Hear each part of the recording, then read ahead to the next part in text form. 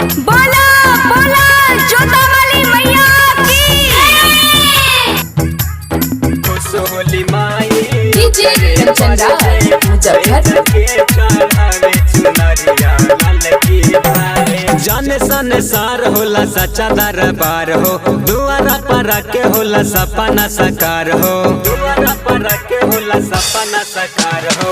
जाने संसार होला सच्चा दरबार हो, दुआरा पर के होला सपना साकार हो, दुआरा पर के होला सपना साकार हो। पूजे जे मन से माई चरनिया, बिना मांगे सब पावे। चुनरिया लाल की भावे, चुनरिया लाल की भावे, लाल की भावे। खुश होली माई ओकरे पर जे ले जाके चढ़ावे। चुनरिया लाल की भावे, चुनरिया लाल की भावे।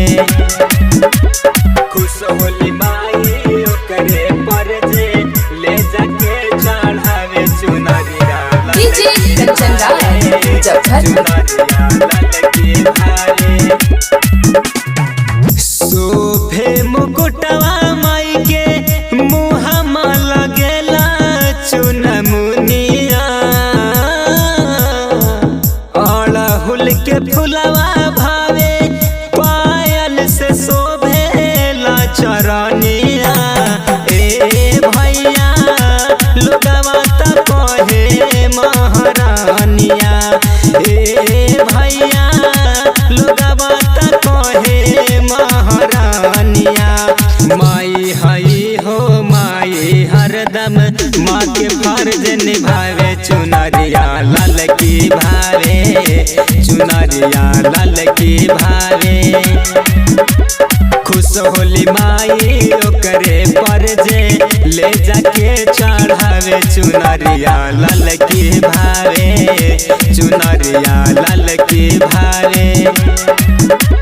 खुश होली माई ओकरे पर जे ले जाके चढ़ावे। चुनरिया डीजे कंचन राज मुजफ्फर। दुखियन के दुख बुझे मैया हमार से रवाली हो। आवे जब दुआरा पा जाला नहीं उता खाली हो। ए सोनू महिमा त बहुत निराली हो। ए सोनू महिमा त बहुत निराली हो।